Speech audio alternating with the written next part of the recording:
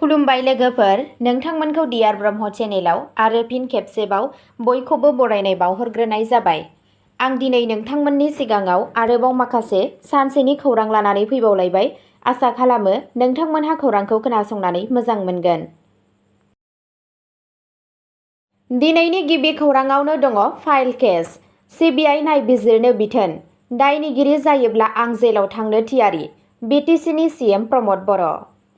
हाग्रामा महिलारिनि अजदनि सायाव प्रमद बर'आ फिन खेंफोरथि होदों। बिटिसिनि गाहाय मावफुं सोद्रोमा सिएम प्रमद बर'आ बावैसो सिगां बिपिएफनि गाहाय हाग्रामा महिलारिनि होनाय अजदखौ गोख्रोङै नेवसिगारो आरो बेफोरखौ राजखान्थियारि थांखिजों बिथा गैयै आरो सालायजानाय होनना लेबेल होदों।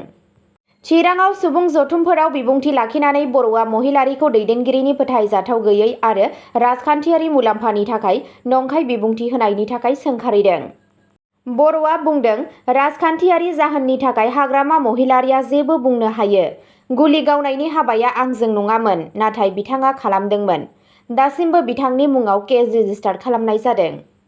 बिटिसि सिएमआ दाबि खालामदों दि महिलारिनि दैदेननायाव बिपिएफआ खान्थि आरो दिथा गैया। बर'आ आरोबाव बुंदों, बिथाङा जा बुङो बेनो दोलोनि बिथोन जायो।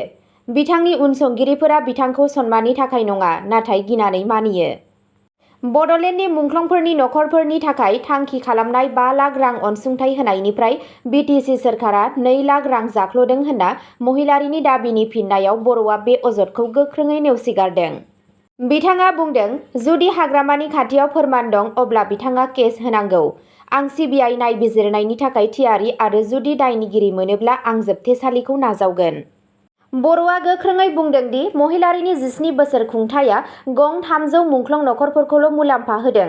बिथांनि सोरखारा 4 बोसोरावनो 1000निबो बांसिन नखरफोरनो खेबसेनि थाखाय राङारि अनसुंथाइ होदों। समबाराव बर'आ बिजनि बान्धब गोजौसिन गेजेर फरायसालियाव लकेश्वर ब्रह्म गोसोखां स्पेस लेबखौबो बेखेवदोंमोन आरो बिजनि फरायसालिमायाव गोदान बिजाब बाख्रि बिल्डिंनि अन्थाइ खाम्फा गायसनदों। नैथि खौराङाव दङ आसामनि क'क्राझाराव बिटिआर हान्था-मेलानि राहाखौ जौगाहोनो थाखाय कारगावआव गोदान बास टार्मिनेल बेखेवदों। बड'लेण्ड टेरिटरियेल रिजन बिटिआरआ कारगावआव मोनसे गोदान बास टार्मिनेल बेखेवदों, जाय ओनसोलाव रायजोआरि रोगाथाइखौ मख'जाथाव महरै बांहोदों। बे सुबिदाखौ बिटिआरनि मावफुं सोद्रोमा रनेन्द्र नार्जारिया बेखेवदों। गोदान टार्मिनेलआ बड'लेण्ड रोगाथाइ सिबिथायनि अरायथा बिथा महरै खामानि मावगोन, जाय सिगाङाव भारा जायगानिफ्राय सालायोमोन। हाबाफारियाव बिबुंथि होनानै नार्जारिया बुंदों दि बे मावथांखिया गोबाव समनिफ्रायनो थाबथानानै थानाय गोनांथिखौ आबुं खालामो आरो दावबायारिफोरनि थाखाय दावबायनायखौ गोरलै खालामगोन। गिबि खेबनि थाखाय मोनसे इ-टिकेटिं खान्थिबो लाबोनाय जादों, जायजों दावबायारिफोरा अनलाइन टिकेट बुक खालामनो हायो।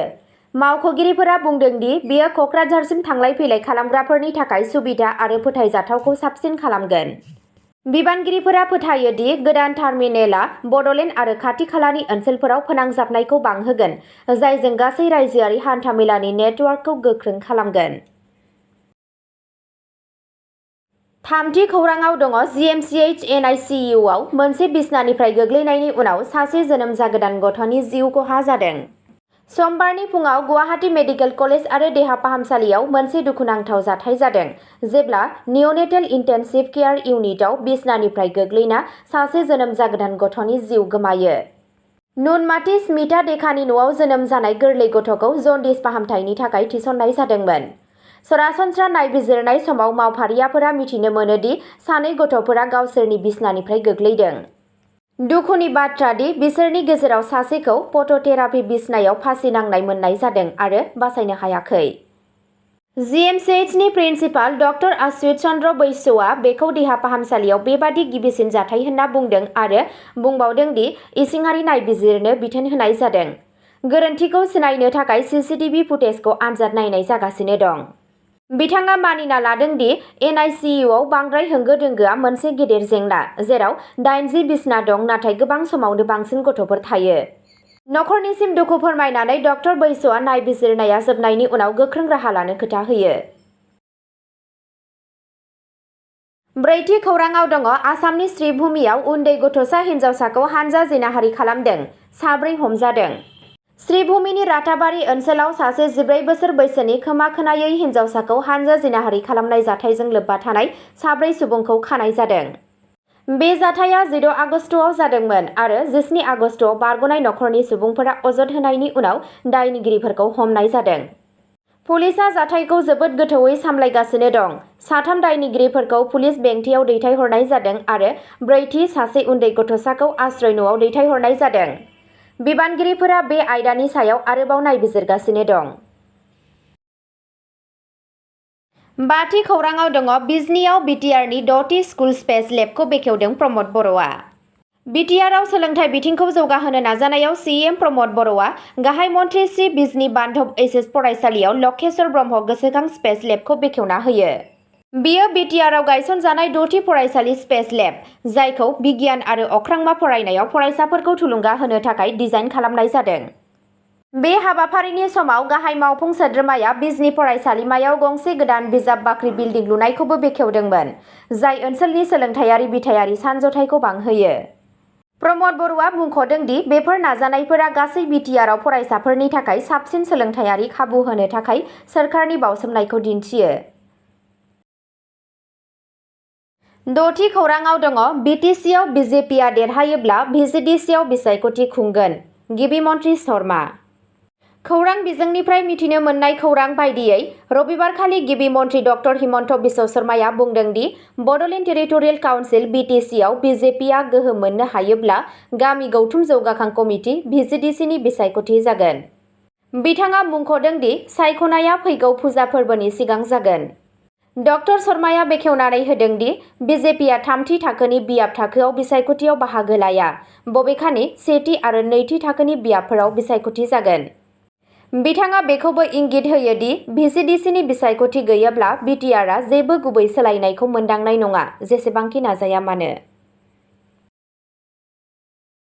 7थि खौराङाव दङ सा-सानजा सीमा रेलवेआ मोन 69 स्टेशनफोराव गं 145 अट'मेटिक टिकेट भेन्डिं मेसिन फज'गोन।